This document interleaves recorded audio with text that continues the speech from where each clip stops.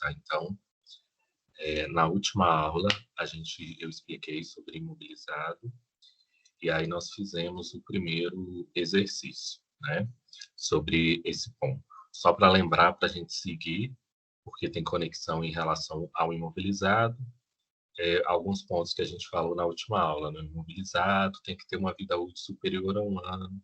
Se a vida útil dele, se o bem durar menos que 1 ano, ele não é imobilizado, ele é lançado direto na despesa do período e já faz diminuir o lucro ou aumentar o prejuízo da empresa.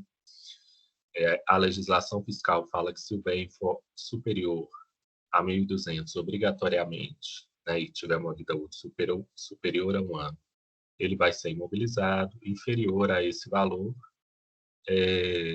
a empresa pode não considerá-lo imobilizado. Se ela considerar, ok, né, se ela for lucro real, ela vai estar pagando mais imposto.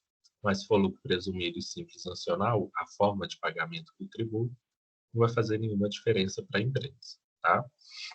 Se for só uma reposição, uma troca que não agrega valor e não agrega vida útil ao bem, a gente não considera imobilizado. Se a gente estiver falando de investimento, como um terreno que a empresa compra para valorizar e depois fazer a venda, também não tem que considerar imobilizado, porque isso é investimento.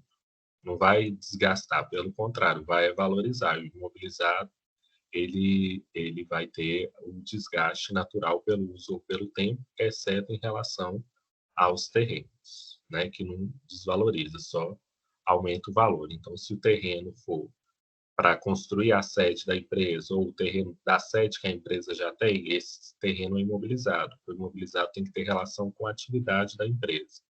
Se o terreno foi adquirido só para valorizar e vender, esse terreno, então, não é imobilizado, ele é investimento, ok?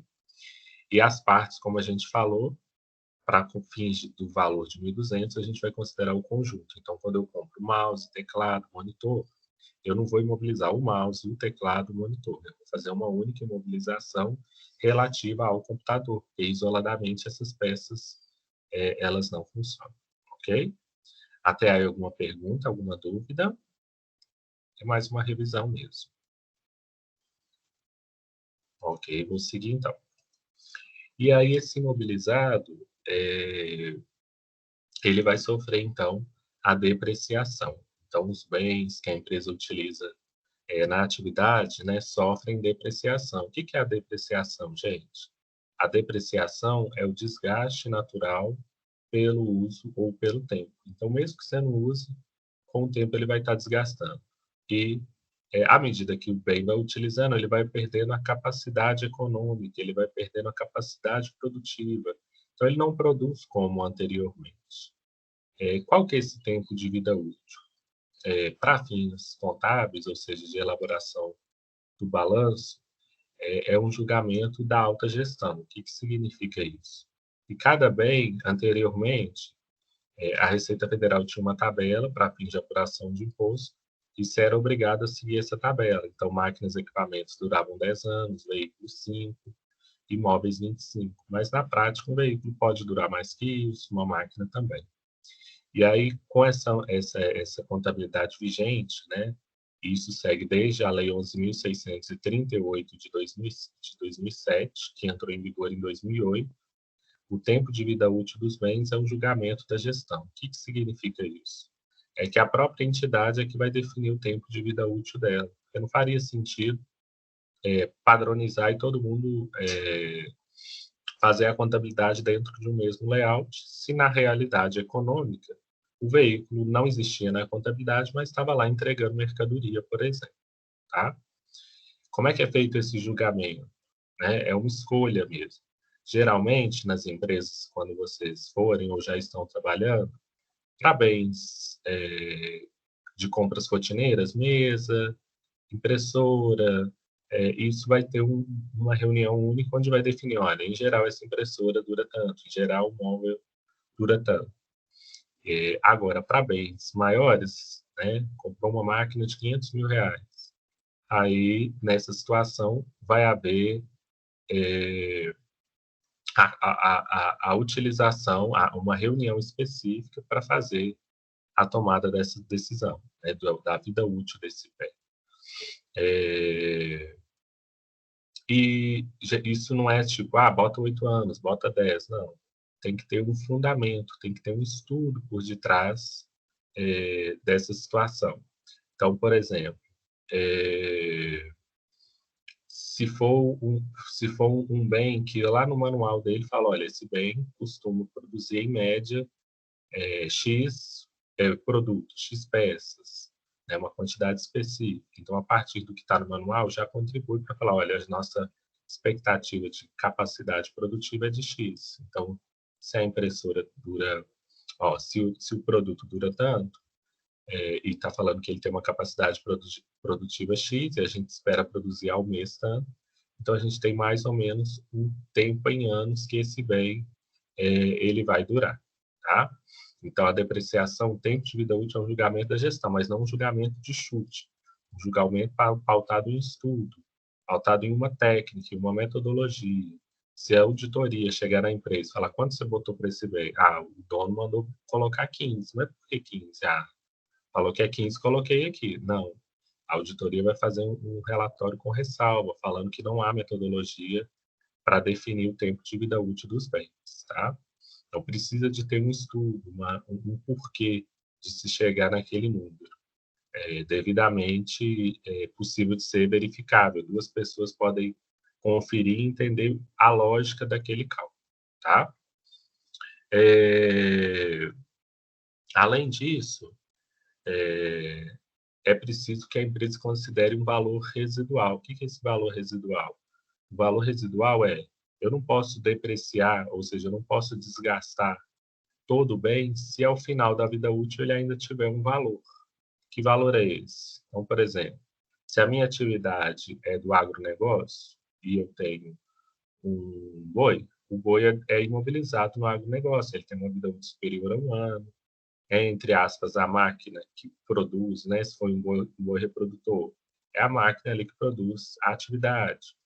Se for um animal de transporte, ele é o veículo, né, entre aspas, do produtor rural. Mas se ao final da vida útil esse boi, por exemplo, ele puder ser enviado para o abate, então ele vai ter um valor residual, ou seja, a venda daquele animal por R$ 800, 1.000, 2.000, seja lá o que for, ele ainda me gera benefício econômico para a empresa. Então, se eu comprei esse animal por 100 mil e ele vai durar 15 anos, eu não vou depreciar em cima de 100 mil, eu vou depreciar em cima de 98. Por quê? Porque depois que esse bem tiver depreciado 100%, 98 mil, eu ainda posso vendê-lo por 2 mil. Então, lá no balanço, no relatório da empresa, em vez de aparecer 100 mil reais, em vez de estar aparecendo zerado quando passarem os 15 anos, vai estar lá em aberto 2 mil reais, que é justamente o preço que a empresa espera vender esse produto no futuro. Mas se ela vender a mais, e se o valor residual mudar com o tempo, e se o animal durar menos, se o animal durar mais, né, ou a máquina, né, se for uma empresa também, se a máquina durar mais do que se espera, se no final da vida útil, porque uma máquina, eu dei o exemplo do boi, mas uma máquina, por exemplo, pode ser encaminhada para sucata, né, e pelo menos o metal dela ser vendido. Então, também tem valor residual. E se esses valores residuais de vida útil mudarem com o tempo? Porque não dá para você imaginar o que vai acontecer de fato daqui a 15 anos, você tem só uma expectativa. Bom, para isso, existe um teste que chama o teste de recuperabilidade, que chama teste impairment. O que significa isso? É o teste de verificação se houve redução do valor da vida útil, se teve alguma mudança no valor residual. Se houve alguma variação, isso vai poder ser modificado dali para frente. Então, você considerou que o bem durava 15 anos, vai durar 17? Não pode, ao final de 15 anos, esse bem estar zerado na contabilidade e existir na realidade, senão o relatório contábil, o balanço, vai demonstrar uma realidade que não é verdadeira. Nessa situação, periodicamente, o que é periodicamente? A empresa vai definir também qual o sentido. Às vezes, para ela fazer 2 anos, ela vai chegar a um resultado bom, às vezes ela vai demorar 4, 5 anos. tá? Para fazer essa verificação. Então, a empresa vai verificar, de acordo com o tempo que ela julgar que é necessário para fazer a mudança, essa alteração na vida útil e também no valor residual dos bens. Se ela encontrar um valor a menos, ela vai registrar isso na contabilidade, vai diminuir o bem, o valor original do bem. Às vezes, quando ela comprou e lá na contabilidade, depois de depreciado até metade da vida útil, estava um valor e hoje esse bem tem um valor menor. Como que ela descobriu isso? Fazendo cotação mesmo no mercado, para aquela situação específica, para aquela vida útil específica que o bem tem. Nesse cenário, o que a empresa deve fazer é diminuir o valor da vida útil. E se o bem valorizou, o que ela vai fazer? Ela vai aumentar a vida útil desse bem? Então, a Lei 6.404 de 76 proíbe que as empresas privadas aumentem o valor da vida útil do bem, porque era chamado de reserva de reavaliação. Aumentar o valor do bem quando for feito uma avaliação, nesse teste. Por quê? Porque muitas empresas estavam utilizando isso como recurso para inflar, para aumentar a vida útil, o valor contábil dos bens, e depois ela conseguiu um empréstimo. Mas se ela não pagasse, os bancos não conseguiriam esse valor, e por isso ficou proibido aumentar o valor da vida útil nesse teste de recuperabilidade. Isso para as empresas privadas. Para as empresas públicas, a lei de contabilidade pública, que é a Lei 4.320 de 64, não proibiu. Então, para a empresa pública, se ela encontrar um valor superior, ela vai poder sim fazer essa constituição dessa reserva de reavaliação, ou seja, aumentar a vida útil dos bens, tá? Alguma pergunta até aí?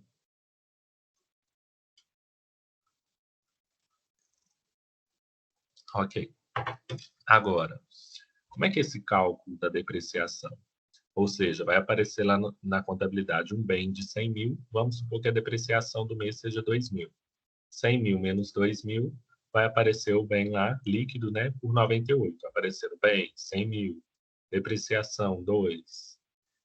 Valor líquido, 98 mil. Então, você vai saber que seu bem hoje, depois dele ter sido desgastado, que você usou ele um mês, hoje, né, a expectativa é que o valor dele seja de 98 mil reais. Como é que eu faço esse cálculo, professor? Eu pego o valor original do bem, que está lá na nota fiscal, retiro o valor residual. O que é esse valor residual? O valor que se espera obter com a venda do bem. Divido isso pela vida útil estimada pela empresa, 10, 15, 20 anos, e divido por 12 meses para me encontrar o valor da depreciação ao mês. É esse valor que vai aparecer ali, por exemplo, no mês de agosto, e depois vai ser somado a setembro, e depois vai ser somado a outubro, novembro, dezembro, até chegar no valor final da depreciação, quando toda a vida útil sumir. E vai aparecer zero? Não, vai aparecer o valor residual. Porém, na prática, é importante vocês saberem, né, que são do curso de gestão, que geralmente as empresas não colocam valor residual, porque é muito difícil você imaginar quanto que vai custar esse bem daqui a 15 anos. Para o agronegócio é até mais ou menos, né? Porque tem ali o preço do quilo da carne. Agora, para uma empresa, quanto que a sucata vai comprar essa máquina daqui a 15, 17 anos? É difícil de saber.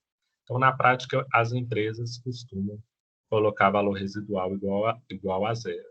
E a própria norma de contabilidade fala, na prática, muitas empresas fazem isso pela dificuldade de se mensurar o valor residual. Então, não se assustem se lá no dia a dia o contador da sua empresa ou a empresa que você trabalha colocar valor residual zero. É a dificuldade mesmo de estimar e, ao mesmo tempo, a, a irrelevância dessa informação para fazer diferença na tomada de decisão. Ah, vai vender por R$ 500, mas minha empresa tem um valor dela é de 50 milhões de reais, que diferença vai fazer R$ 500 desse valor residual? Né? E aí, qual é o valor que faz a diferença? Não tem isso, né? É uma escolha e uma decisão da própria gestão, tá? Perguntas? Não? Então, aqui a gente tem um exercício para a gente poder praticar isso, né, que é informar o valor da depreciação, considerando a vida útil descrita em anos, tá? Então, aqui a gente tem o valor do bem é 100 mil, menos o valor residual de R$ 100, vou encontrar o valor, vou dividir isso por 25 anos, que é a vida útil, e eu quero a depreciação ao mês, então vou dividir isso por 12 meses e vou encontrar o valor que esse bem se desgasta no mês. Esse valor vai ficar acumulado, acumulado, acumulado, até esse bem aparecer depois de 25 anos como valor do bem, 100 mil, depreciação, 99.900, valor residual, 100, que é o que se espera que seja vendido, por exemplo, uma sucata, por R$ 100.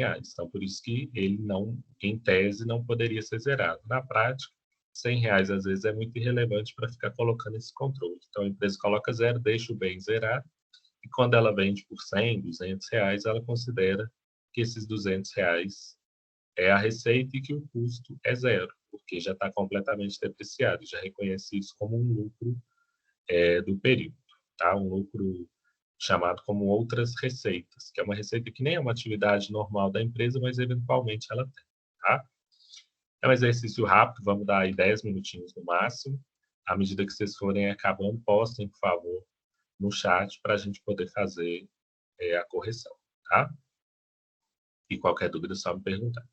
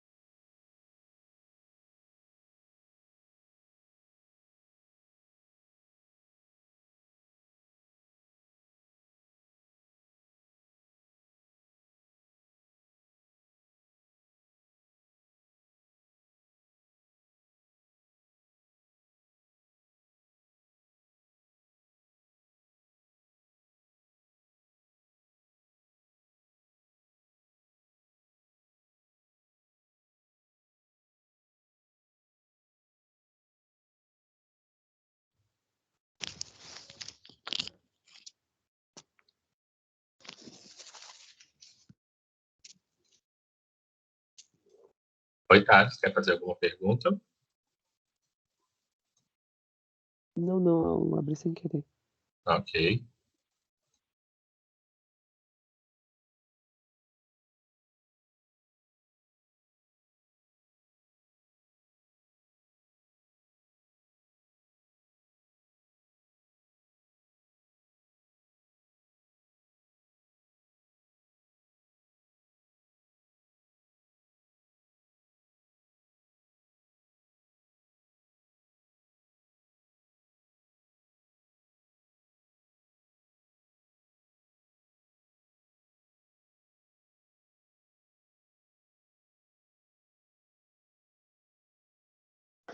Gustavo, Pode falar, Mar. aqui na conta aqui, ó, eu tenho que dividir tanto pela vida útil quanto pelos 12 meses, ou é só os 12 meses para eu descobrir a depreciação? Ah, ok. Você vai dividir pela vida útil para você saber quanto que vai depreciar por ano. Depois você vai dividir por 12 para você saber quanto que você vai depreciar por mês. Não, beleza. Ok. Também já terminei aí, ou, Gustavo, se você quiser corrigir aí, mas vou corrigir esse aí, que eu fiquei com dúvida. Ok. Vou esperar só mais duas pessoas falarem aqui e já corri.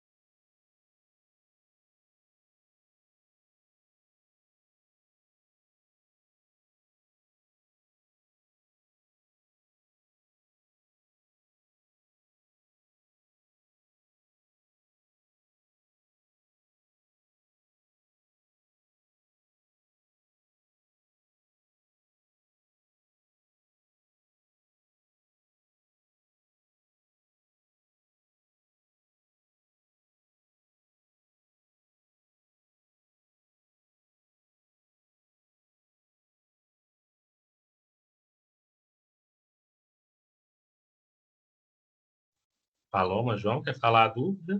De repente a gente já soluciona antes de corrigir.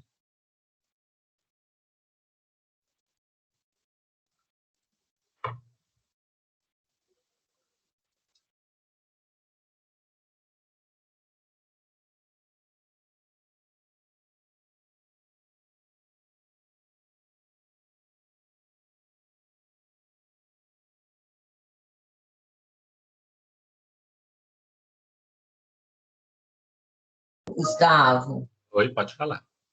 eu fiquei meio na dúvida de como que faz. Eu acho que eu dei uma viajada aqui na explicação e não peguei direito. Ah, não, tranquilo. Volta até aqui, ó. Eu Aliás, espero, na hora que você for corrigir, eu espero. tá bom, eu explico aqui de novo também, ó. Valor do bem 100 mil, menos o valor residual, menos o valor que espera que esse bem seja vendido quando ele estiver totalmente desgastado, seja para sucata total, ou seja, 100 menos 100 mil, 99.900. 99.900 dividido por 25 anos. Vou achar o valor da depreciação ao ano. E eu quero saber por mês. Então, esse valor dividido por 12, eu vou encontrar o valor da depreciação ao mês. Então, 99.100 dividido por 25 anos, dividido por 12 meses, eu vou encontrar o valor da depreciação por mês. Ok? Agora sim, não, beleza. Vou dar mais 3 minutinhos Obrigada. para corrigir se necessário e já corrijo. Tá bom, obrigada, Gustavo. Tá?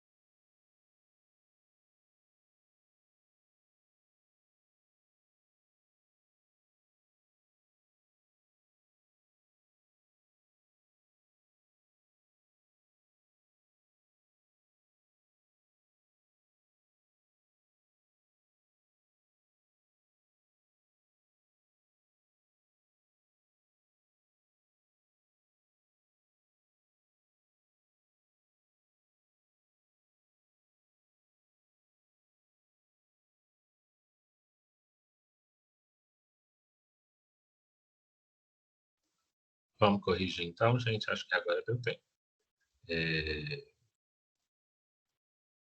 Vamos chamar o Caio Machado.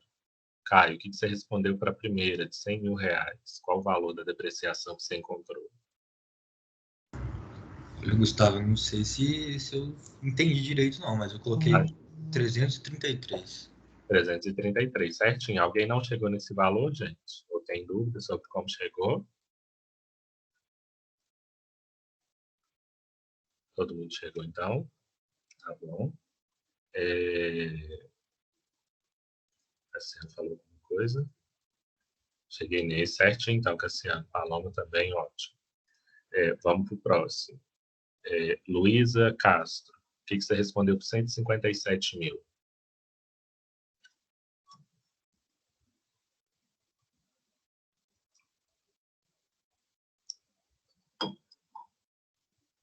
Luísa respondeu.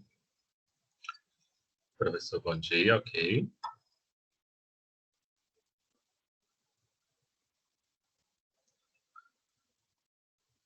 Ah, ok, Luísa. Vamos então para o Pedro. Pedro Henrique, o que você respondeu?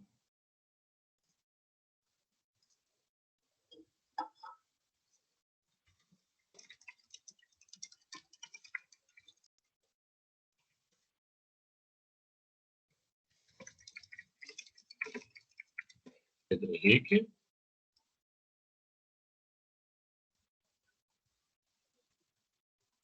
Roberto Rodrigues, o que você respondeu para 157 mil? Professor, o meu resultado deu negativo. Eu não sei o que eu fiz, não. E quanto que deu o seu resultado? Deu menos 143 mil. Não sei o que eu fiz, não. Você deve ter feito direto na calculadora, assim, isso, tanto, divide. Eu acho que foi. Vamos ver então, Tomás. O que você respondeu, Tomás? A Paloma falou 1.266,66, certinho.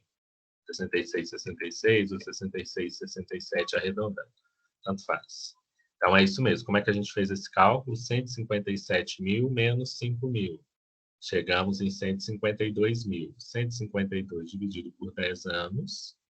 E esse valor dividido por 12 meses. 1.266,67 ou 1.266,70 você trabalhou com uma casa decimal. Perfeito, Tomás. Tranquilo. Agora, de 145 mil, vamos ver. Arthur Correia, quanto que você chegou?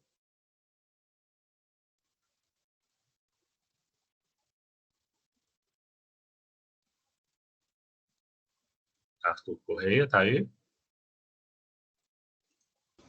Oi, professor. Oi, bom dia.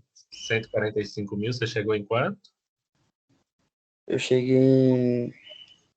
Só um minuto.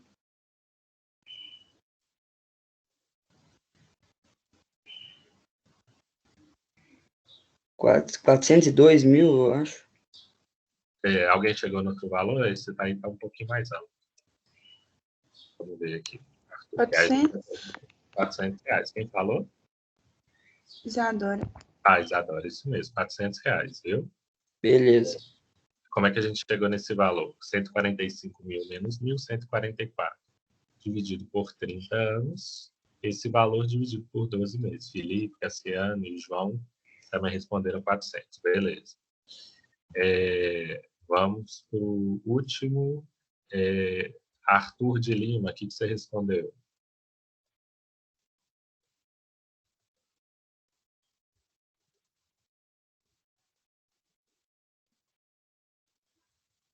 Arthur, tá aí, Arthur de Lima?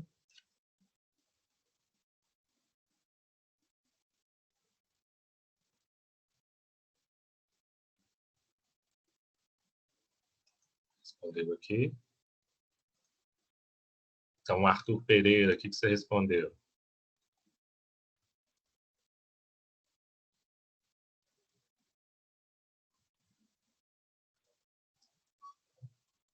Arthur Pereira Rezende.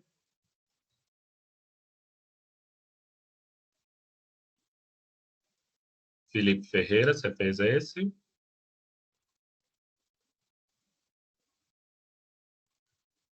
Felipe respondeu aqui.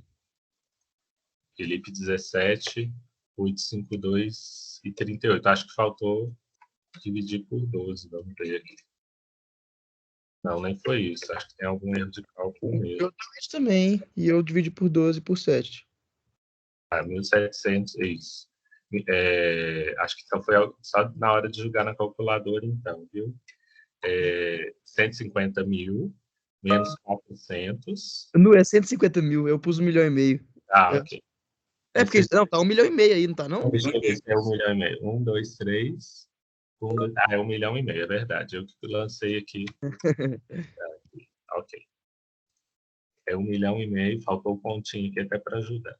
É verdade, é 1,5 milhão, 400, 7 anos, dá 17, 852 e 38. Confundiu aqui, foi a falta do pontinho. Certinho, 17, 852 e 38. Todo mundo viu isso também aí? É porque era 1,5 milhão e não 150 mil. Ok, então, gente. Então é isso, a depreciação é isso, e esse valor vai ser registrado todo mês, para que ao final do período a contabilidade ela consiga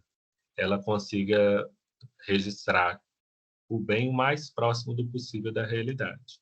E para isso vai ter sim um inventário de ativo imobilizado, que esse teste, né, ele existe fisicamente, a vida útil dele é real, está o mais próximo da realidade econômica possível, o valor residual está o mais adequado possível. E para isso, como eu já disse, né, as empresas hoje em dia de tecnologia, elas têm investido não só em ficar colando aquela plaquinha, mas também em fazer a localização por meio de um chip mesmo. Bota um chip no bem e consegue saber onde ele está exatamente, principalmente empresas que têm unidades espalhadas pelo Brasil ou até mesmo pelo mundo. Ela bota lá um chip que facilita, ou não estou achando bem, ou não acho facilmente. Ela já sabe que esse bem está na rua tal, no endereço tal, na sede tal. Então, facilita muito saber onde está o bem, especialmente porque imobilizado, né, como vocês estão vendo, ele vai acumulando, né? Junta todos os bens que durou 30, com os de 25 anos, com os de 10, com os de 7. E, obviamente, é fundamental ter um controle de ativo imobilizado, porque não dá para fazer isso como era feito há 20, 30 anos atrás, que ainda era possível fazer por ficha, fazer esse controle manual.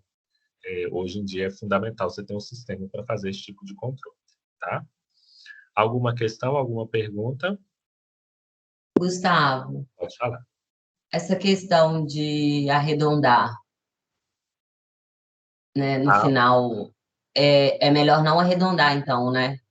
Geralmente, como o registro contábil é feito normal mesmo, com centavos, trabalhar com 2 casas decimais é o melhor, porque até isso vai ser feito na prática mesmo, tanto e X centavos.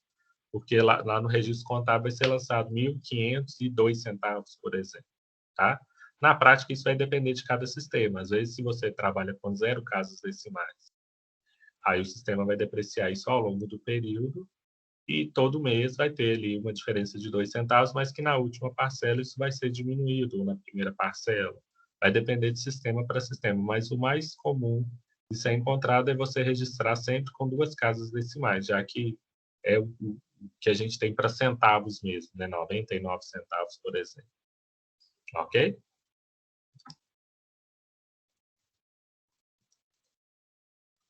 Perfeito, então. Bom, e aí, então, agora que eu já sei lembra, esse slide lá atrás era para que a gente está falando de tudo isso, né? A gente começou a falar do primeiro relatório contábil, mais utilizado, que é o balanço patrimonial, que vai demonstrar o que a empresa tem em uma determinada data. Aí fizemos uma introdução, que balança formado por ativo, bens e direitos, passivo, obrigações a pagar e patrimônio líquido, a diferença. Vimos esse conceito exato de ativo, passivo e patrimônio líquido. Fizemos um exercício. Falamos que tanto ativo quanto passivo é dividido em circulante e não circulante, os próximos 12 meses e depois que passam esses 12 meses. E falamos de uma conta bem difícil, né? Que vocês estão vendo, tem que controlar a vida útil e tal, que é o imobilizado que sofre a depreciação, tá? Aí agora a gente segue para ter uma noção de como esse balanço ele é elaborado, tá? Essa daqui é a parte mais complicadinha da nossa disciplina. Então, se vocês acharem difícil, não acha que está voando, não. É porque realmente é a parte difícil da matéria, tá? Daí para frente, assim, daqui uns 5 exercícios que a gente fizer, a coisa fica mais clara. E isso dá base para o primeiro exercício avaliativo que vocês vão fazer, valendo 5 pontos. Mas isso é mais para frente, então vamos passo a passo aqui. Então, é a parte mais difícil mesmo da disciplina, porque é uma parte mais técnica. O plano de ensino pede que vocês tenham uma noção de como se elabora o balanço e de como funciona o método de partidas dobradas. O que significa isso, gente? Na contabilidade, toda operação ela é feita dando entrada e saída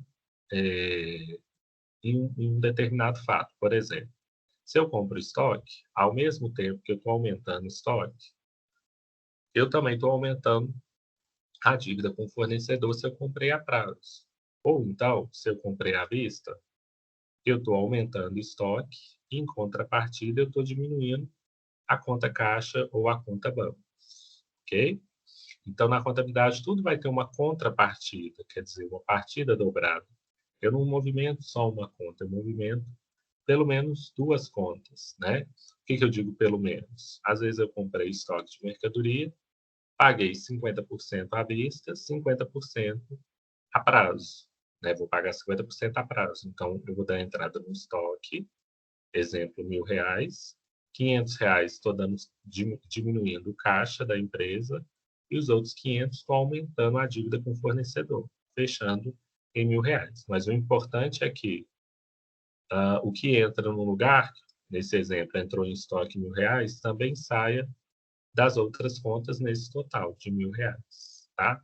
Então, o total que entra numa conta também deve sair ou ser movimentada de maneira que o total nas 2 operações, nesse exemplo, também feche em R$ 1.000. Quem que inventou isso? É do Brasil? Não, foi um italiano chamado Luca Pacioli, que ele segue a escola mais tradicional da contabilidade, que é a escola italiana, que era uma escola muito teórica, porém tem o seu reconhecimento que foi ele que publicou esse método.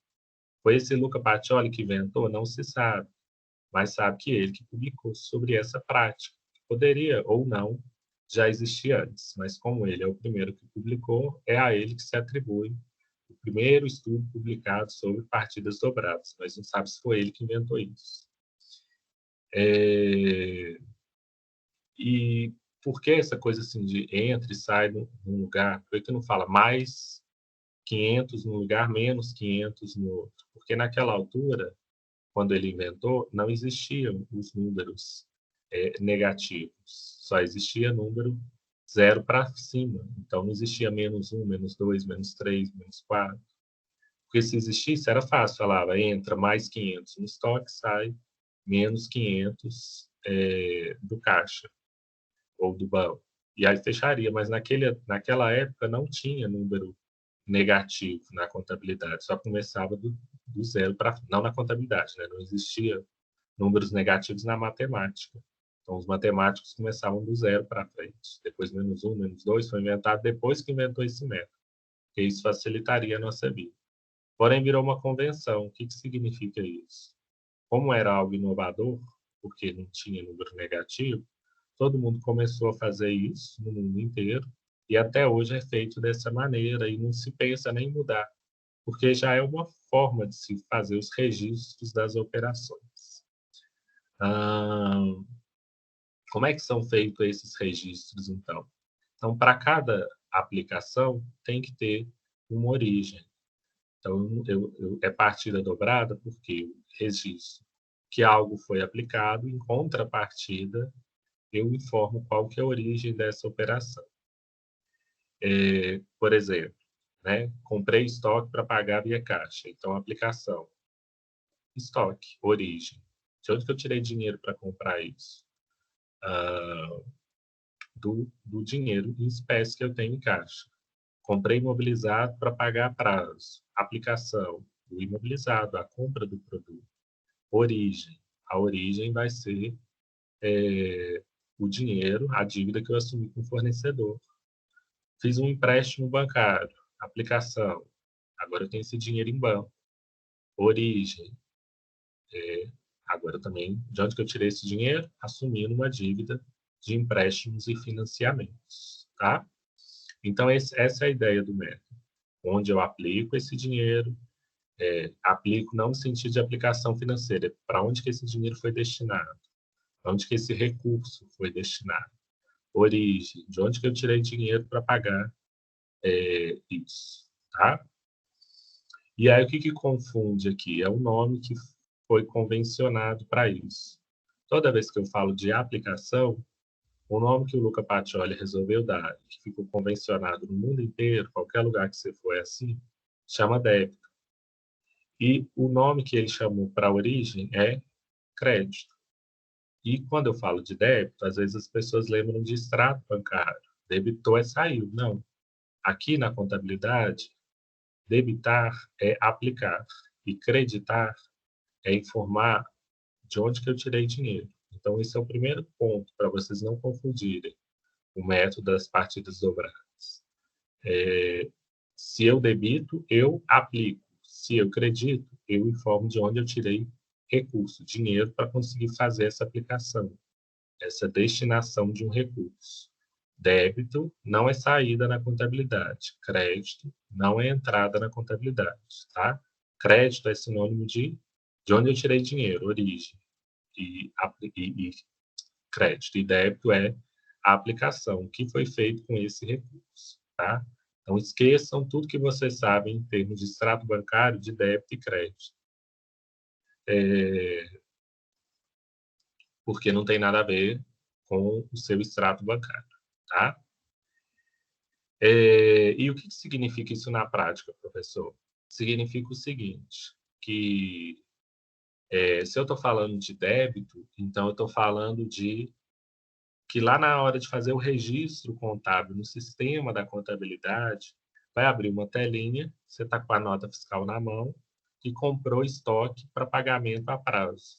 Então, vai ser debitado, ou seja, vai ser aplicado no estoque, aí vai lá, débito, vai ter um campo no sistema, débito.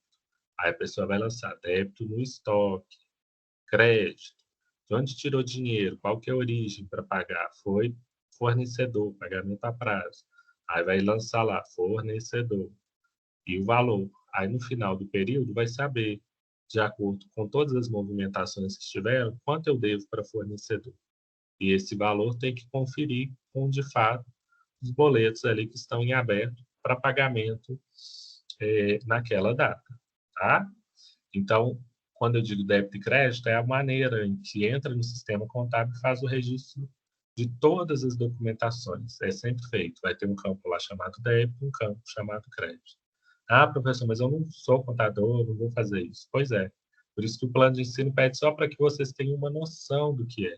E é uma noção mais geral mesmo, para vocês entenderem quando chegar o balanço, que aquele relatório, aquele saldo, ele não é implantado no final do período.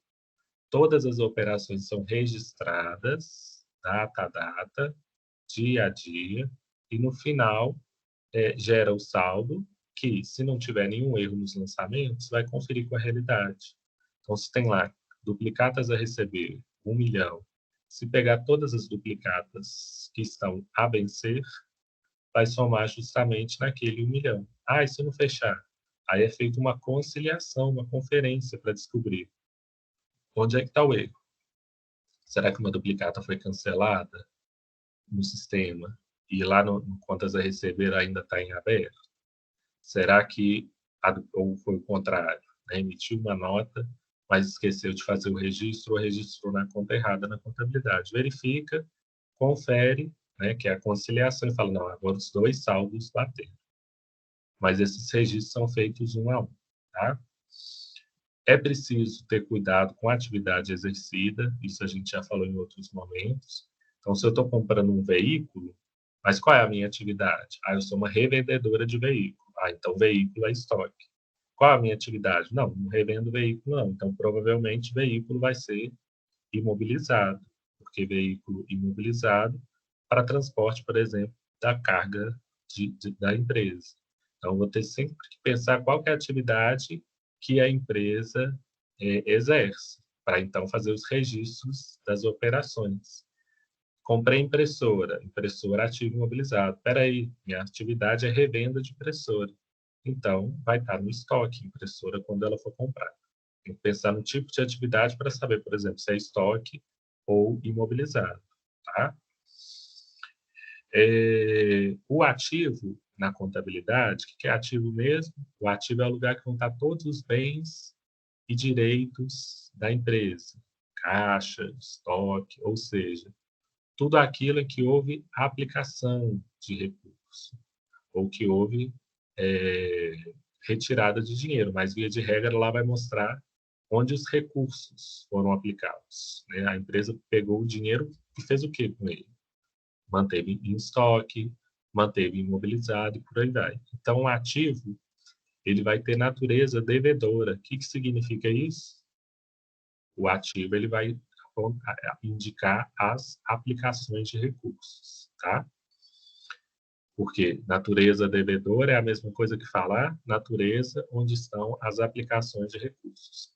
Devedor, na contabilidade, não significa que criou uma dívida. Significa que, o contrário, significa que houveram recursos aplicados na contabilidade, tá? O passivo e o patrimônio líquido, ele tem natureza credora. O que significa isso?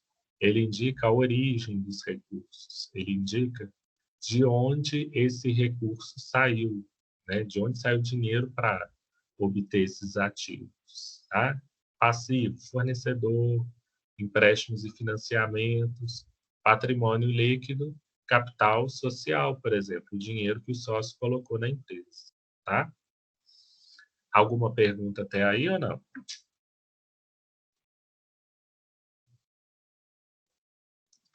Não?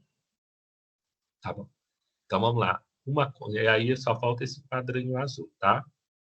Então, a partir disso, é possível ter uma regrinha, né? Que regra é essa? Um ativo, se você debita, ou seja, se você aplica, lembra que toda vez que eu estou falando debitar, não é diminuir. Toda vez que eu falo debitar, eu falo aplicar. Se você aplicar recursos no ativo, você vai aumentar o seu saldo.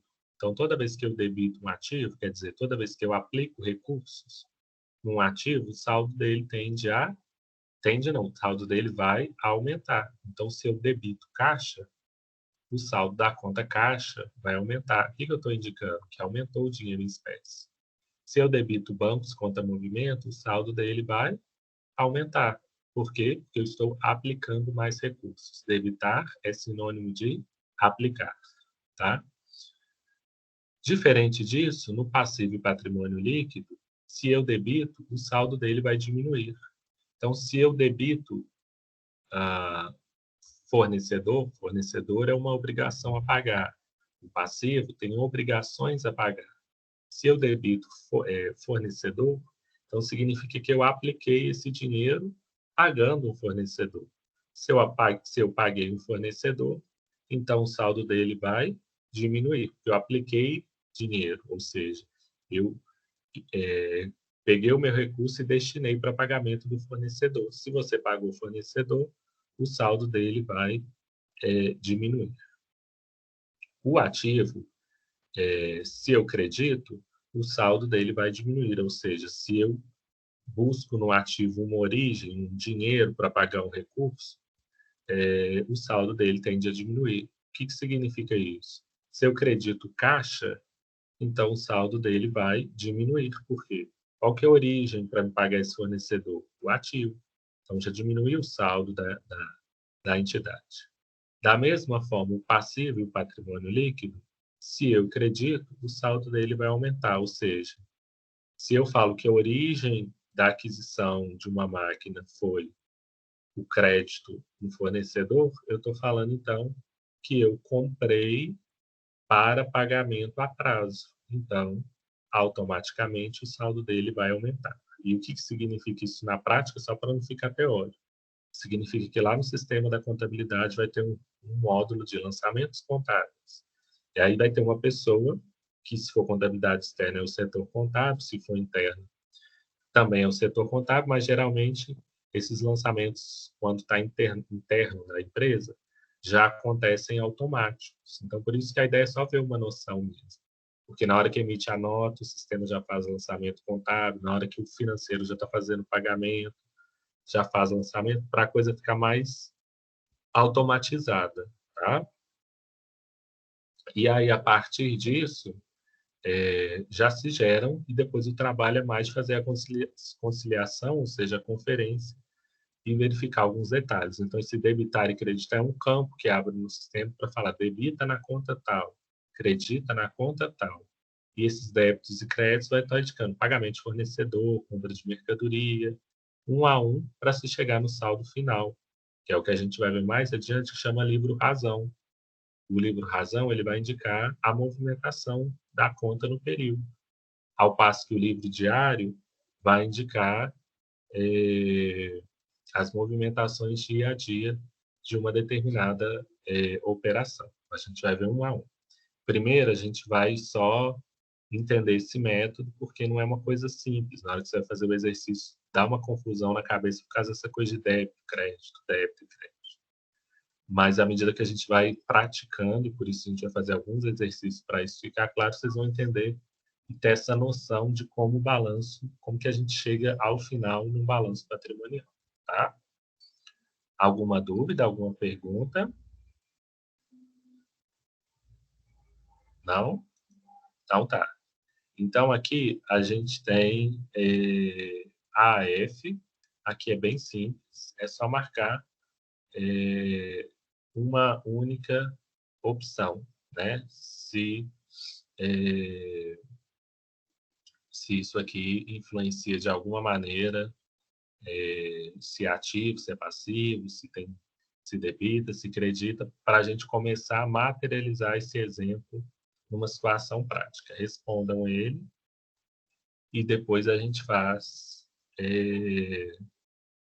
a correção. Possam, assim, aqui concluir, se tiver qualquer dúvida, é só falar, porque aqui é a parte mais técnica mesmo da disciplina, tá?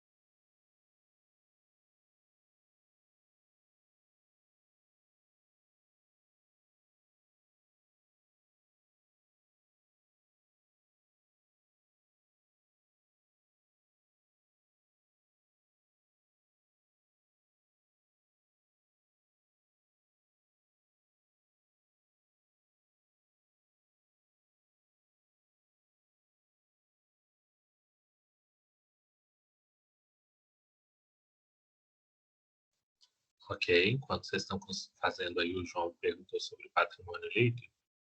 João, patrimônio líquido é a diferença entre o ativo menos o passivo. Então, se eu tenho ativo 10, passivo 3, passivo 7, então vou ter lá no patrimônio líquido 3. Porque de onde que eu tirei dinheiro, de onde eu arrumei origem para ter 10 no ativo, se eu só estou devendo 7, tendo 3 no patrimônio líquido? Por exemplo, o sócio colocou capital social, ou o investidor, né, aumentou, comprou ações da empresa, e por isso houve um registro, né, uma integralização de 3 no patrimônio líquido.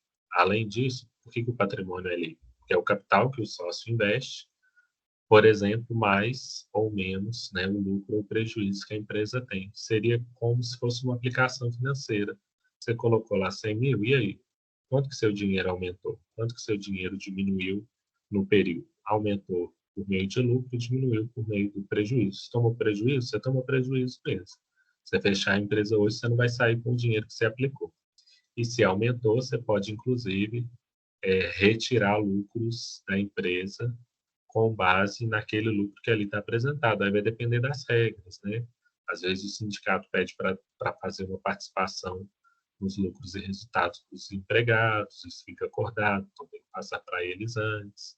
Às vezes a empresa vai fazer uma reserva, por exemplo, de lucros, que aí ela vai deixar isso lá guardado, uma reserva de expansão futura, então ela também vai deixar isso lá guardadinho, e a diferença que ela vai repassar para o sócio. Tá? Então, o patrimônio líquido fica mais à parte do chamado capital próprio.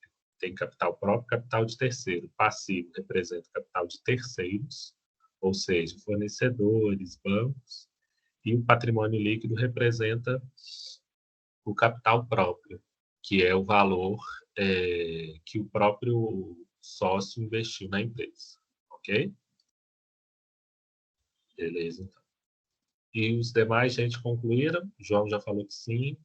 Lucas já encaminhou.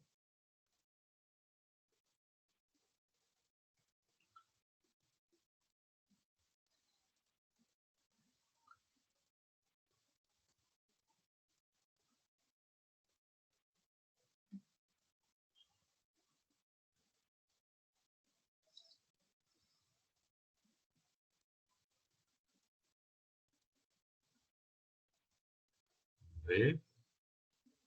Heitor diz que sim. Lucas também. Paloma também. Cassiano também. Ok. Em relação ao que o Lucas Minicus mandou, tem alguns pequenos erros, mas é bom que depois a gente vai fazendo a correção até para entender, porque a partir dos ajustes a gente já vai até entendendo os nomes e as metodologias, tá? Então vamos por partes. Gabriel Baixa, para aumentar uma conta do ativo, debita ou credita?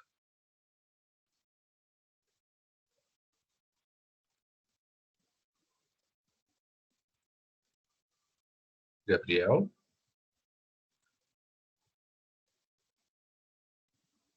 Respondeu aqui no chat.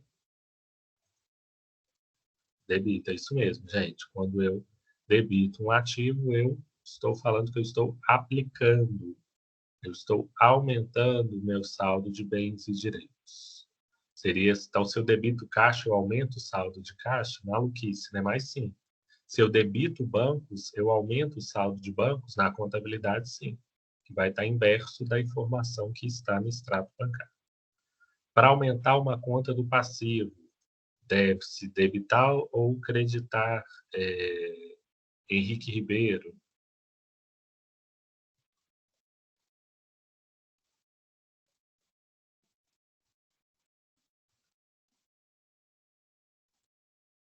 Henrique?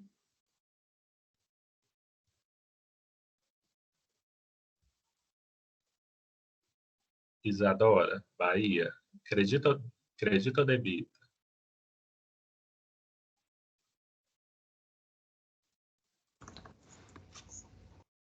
Acredito. Isso mesmo, eu acredito passivo, falando que eu estou aumentando, né, as minhas aplicações, as minhas origens, ou seja, o dinheiro de onde eu tirei recursos para comprar alguma coisa, por exemplo. para aumentar uma conta do patrimônio líquido, eu vou debitar ou eu vou creditar? Marco Túlio.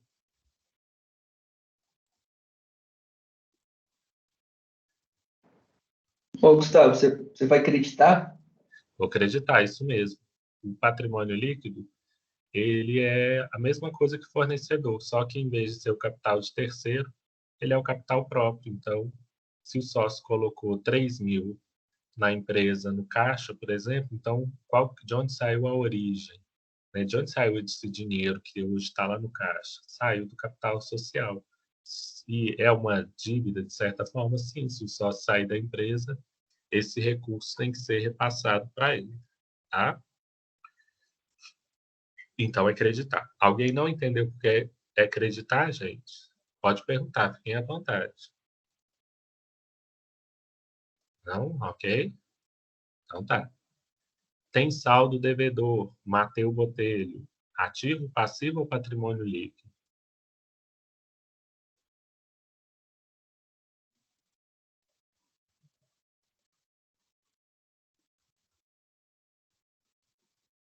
Mateu, estava escutando?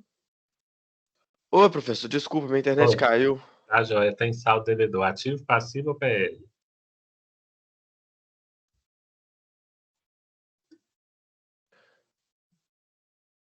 Tô pensando, viu, professor? Calma aí. Ok.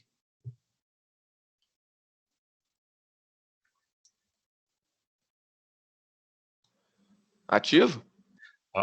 Saldo devedor, ativo, isso mesmo. Ativo, ele tem saldo devedor e porque as contas com saldo devedor indicam todos os saldos que estão aplicados, ou seja, que estão investidos. Todos os recursos que a empresa tem vai aparecer no balanço com um Dzinho do lado. Então, vai aparecer 1000D.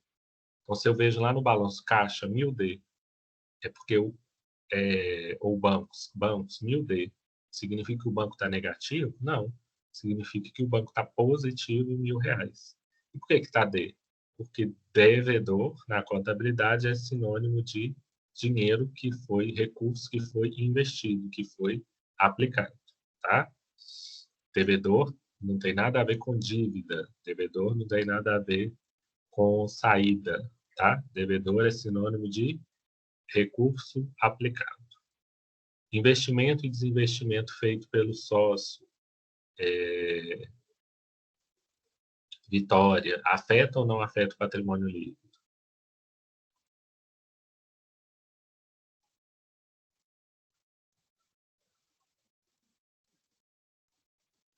Aqui a Vitória respondeu.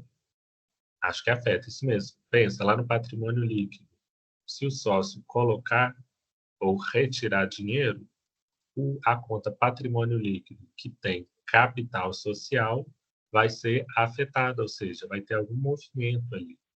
Então, todo o capital social que o sócio investe, coloca ou retira na empresa vai modificar o saldo do capital social, vai modificar o saldo do patrimônio líquido e, com isso, esse grupo vai ser afetado. Perfeito. Investimento e desinvestimento feito pelo sócio afeta, então, a condição financeira? Wagner Luiz.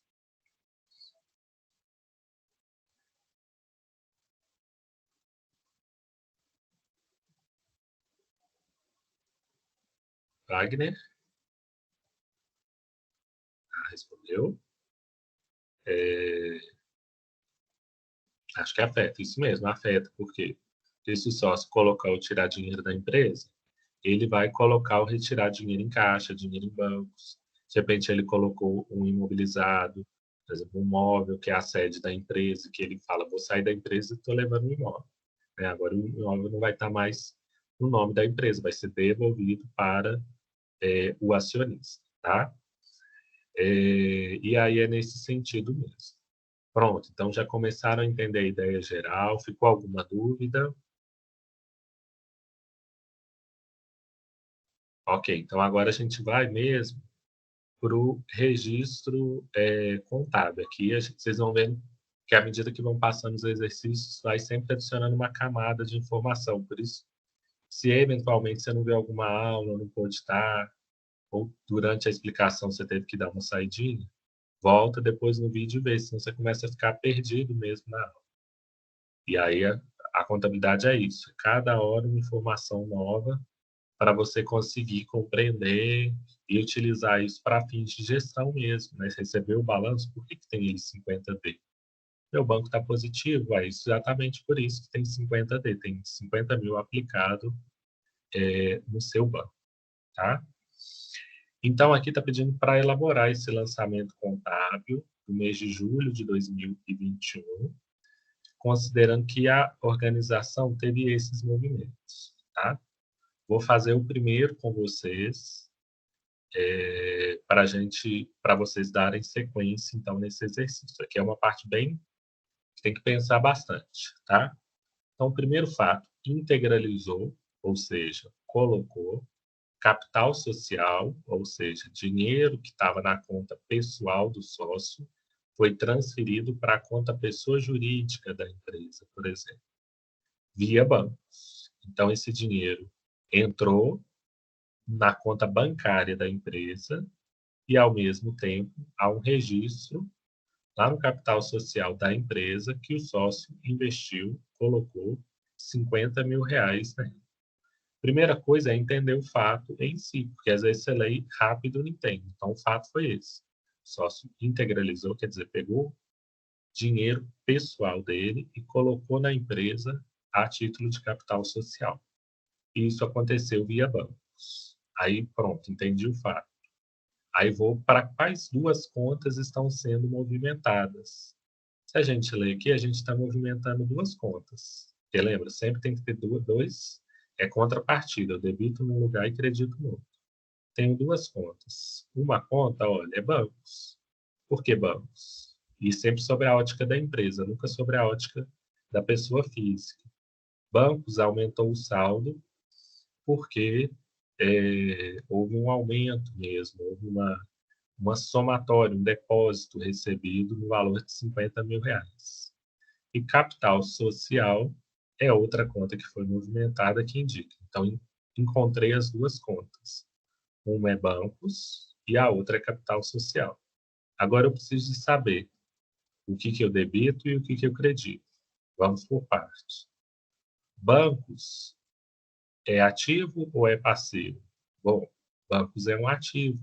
Indica o que é ativo. São todos os bens e direitos que a empresa tem numa determinada data.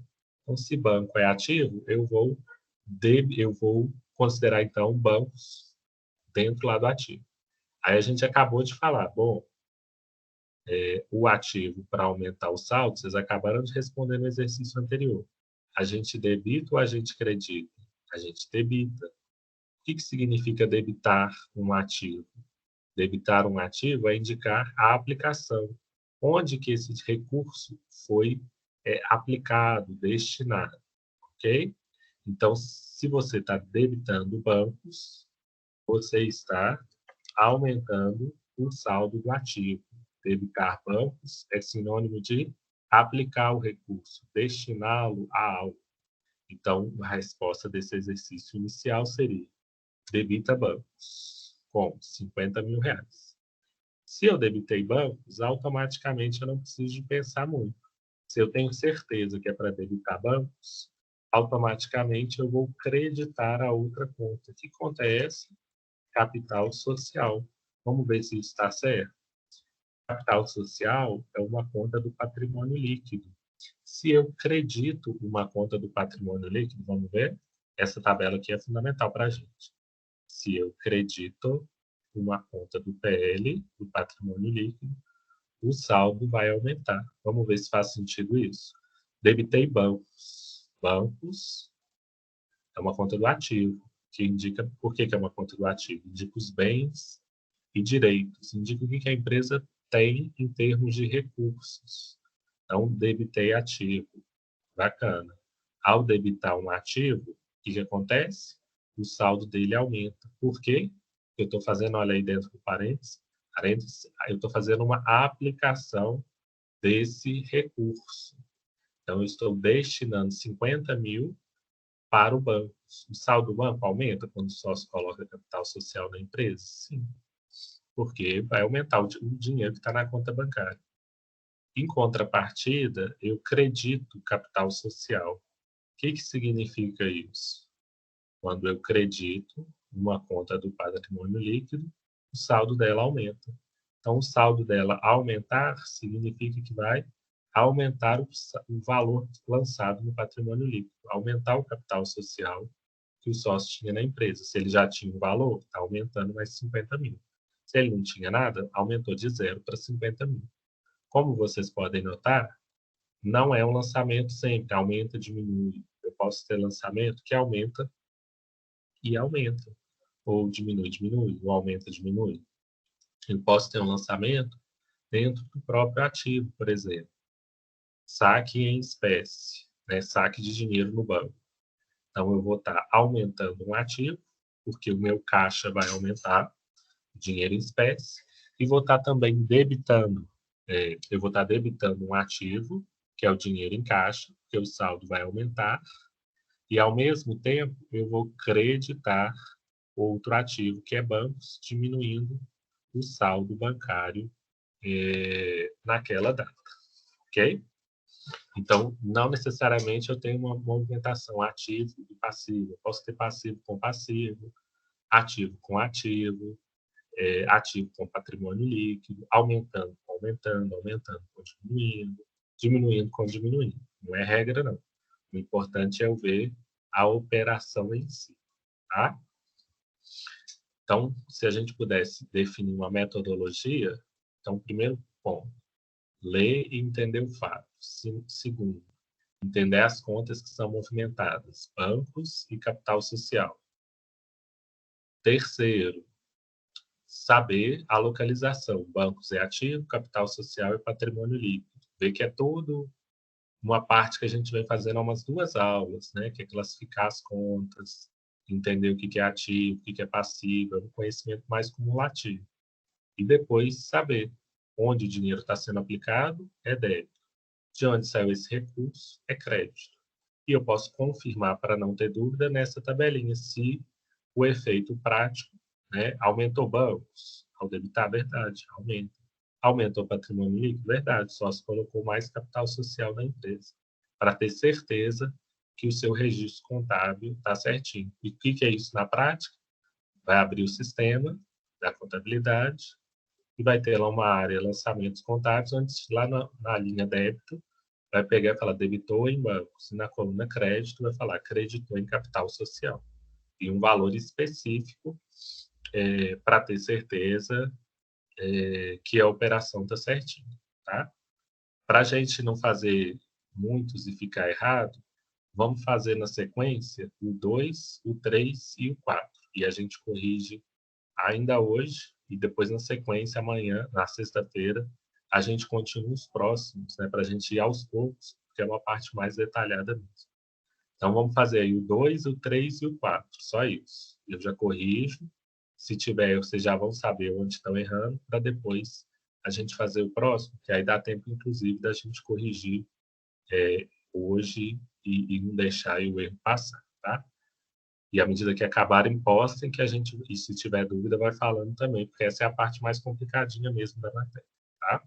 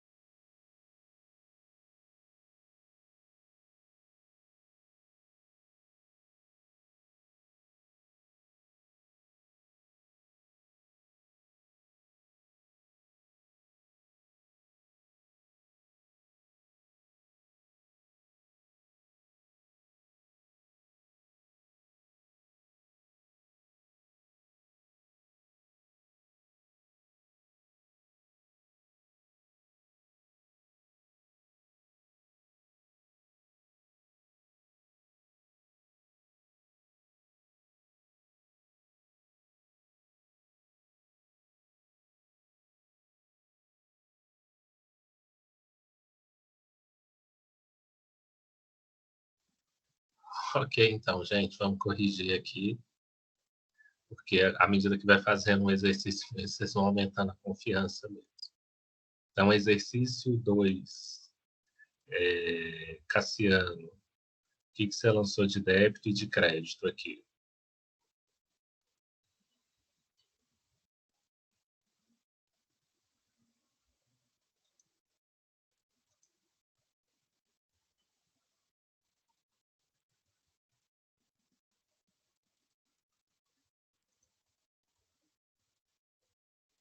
Debitou o ativo, ok.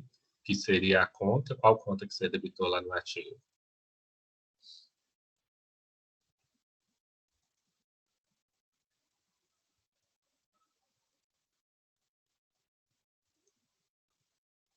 Ok, caixa, beleza, caixa, certinho, então debitou caixa.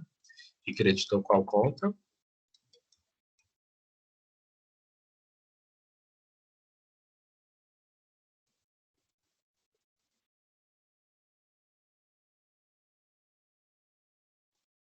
Creditou patrimônio líquido, isso, e qual conta lá no patrimônio?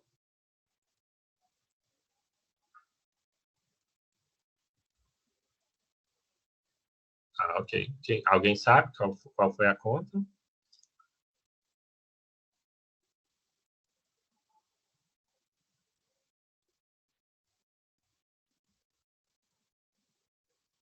Alguém creditou em alguma conta? Opa, alguém respondeu? Capital social, isso mesmo, Arthur. Então, acreditamos em capital social. Vão surgir essas dúvidas, porque com as dúvidas a gente já vai vendo mesmo. O primeiro ponto é esse, gente. Eu nunca vou debitar e creditar um grupo. Então, eu não posso só debitar ativo e creditar. Eu debito uma conta do ativo, eu debito uma conta do patrimônio líquido. Quando eu digo que eu debito uma conta, significa que eu estou debitando algo que compõe aquele grupo. E a somatória de todas essas contas, a gente vai ver isso também nos outros exercícios. A somatória de todas essas contas vai falar, então, no ativo tem tanto, que é o valor de todas as contas, uma a uma, tá?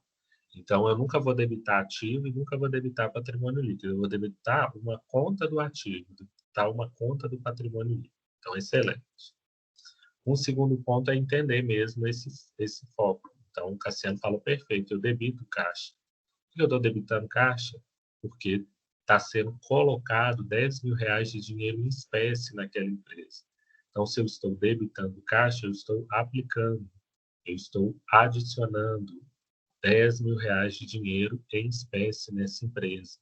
Qual conta que apresenta as movimentações em espécie, né? O dinheiro em espécie é o caixa da empresa, o caixa mesmo. O dinheiro que ela tem, indicando que ela tem R$ 10.000 agora. Em contrapartida eu credito capital social, porque patrimônio líquido, né? Se eu credito essa conta, eu estou informando a origem, de onde saiu esse dinheiro, o capital social, tá? Ok, então. Então, João Vitor, na 3, saque no banco de dinheiro em espécie. O que você lançou?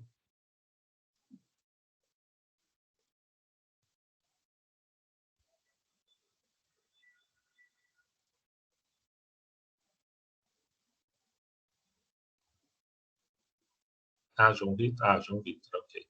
Acho que ainda não tinha falado. João Vitor, o que você lançou dessa saque no banco? Lancei que ele debitou, ok. Debitou qual conta?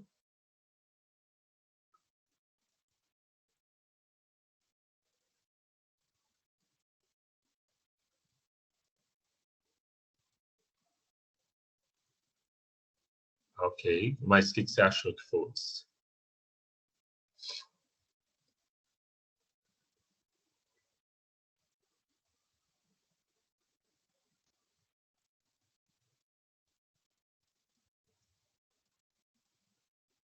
Ah, ok. Você falou que não foi caixa. Alguém achou diferente? Vamos ver aqui. Paloma, você debitou alguma conta? O que você debitou? E creditou, por favor.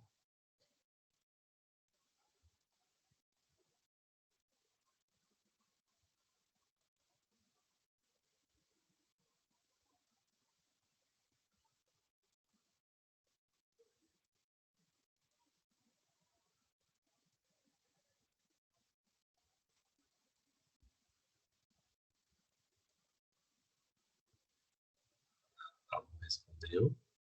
Creditou caixa. E, vamos ver alguém, outra pessoa. Só para a gente ter uma ideia de como é que tá os lançamentos, tá, gente? Alguém lançou diferente? Marco Túlio? Só para a gente ter uma ideia mesmo. O Lucas respondeu aqui. Creditei R$500 em bancos e debitei R$500 em caixa, ambos no ativo. Marco Túlio, você concorda com o Lucas? Como é que você fez? Fez assim também? Fez igual o Lucas, isso aí. O Lucas e o Marcos responderam certinho. Vamos ver, a partir disso, o porquê dessa operação. Então, a resposta seria debitei caixa, como o Lucas falou, né? Saque no banco de dinheiro em espécie, debitei caixa e creditei bancos. A resposta do exercício é essa. Aqui um ponto adicional que vai ajudar vocês nos outros exercícios, só por uma questão de padronização. Todo sistema contábil sempre vai apresentar primeiro os débitos e depois os créditos. Por isso, nos exercícios, vocês sempre vão responder primeiro a conta de débito, depois a conta de crédito. Porque nunca vai ser crédito e débito, é débito e crédito. Mas é só um detalhe mesmo, assim. Porque no sistema nunca vai aparecer primeiro o crédito, depois o débito. Em qualquer país que vocês forem, tá? Sempre vai aparecer primeiro o débito e depois o crédito. Mas é só por convenção mesmo, tá? Não muda nada, assim, efeito prático. E em uma prova não mudaria em nada. O importante é só para saber isso. E aí o João falou que ele tirou o dinheiro do banco para colocar no caixa. Isso mesmo, que aí às vezes fica na dúvida, nem é do lançamento, mas da operação em si. E aí o que aconteceu? Saque no banco de dinheiro em espécie. Então foi lá no banco, tirou e manteve esse dinheiro em espécie. Então debitou caixa. Aumentou o saldo de dinheiro em espécie que a empresa tinha naquela determinada data. E creditou bancos, ou seja, retirou esse dinheiro do saldo que a empresa tinha, tá? No banco. Então, o saldo do banco diminuiu. Qual que foi a origem? De onde tirou esse dinheiro? Retirou do banco. Por que retirou? Porque foi lá e fez um saque. E debitou caixa. Por que debitou caixa? Porque é isso que o João falou, porque ele tirou dinheiro do banco e aplicou, investiu R$500, né, nesse dinheiro mantido em espécie, ok? Gente, nesses dois, eu vou até parar para não ficar falando demais e depois ficar mais dúvida do que tudo. E notem que à medida que vai fazendo o exercício, a coisa vai falar, tô entendendo, a coisa está mais clara. E aí fica mais fácil de ser compreendido, tá? Nesses dois que eu corrigi, nesses três, né? Porque a gente foi até o 3. Ficou alguma dúvida? Querem que explique qualquer ponto? No início parece absurdo mesmo, assim. Parece muito, muito fora do comum. O que está falando? Mas à medida que vai fazendo, vai entendendo que é essa metodologia mesmo, de como fazer. E aí tem que ir para a prática mesmo, assim. Fazemos exercício com os erros, vai acostumando com isso que o João está falando mesmo. Acostumei com esses nomes, evitar, acreditar, que na verdade é aplicar e de onde que eu tirei esse recurso, tá? Não vou delongar para que a gente consiga fazer uma correção com qualidade. Amanhã, na sexta, eu corrijo a 4 e a gente faz o restante e depois a gente corrige. Não precisa de fazer na aula, porque isso é o primeiro contato que vocês tiveram.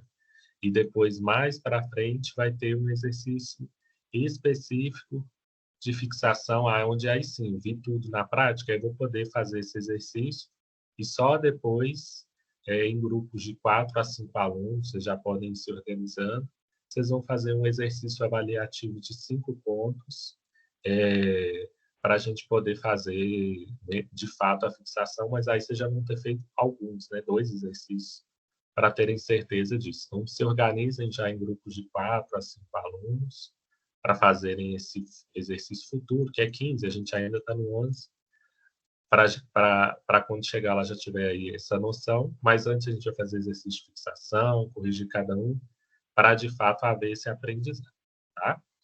Então é isso, gente. Bom dia para vocês, boa semana e até sexta-feira.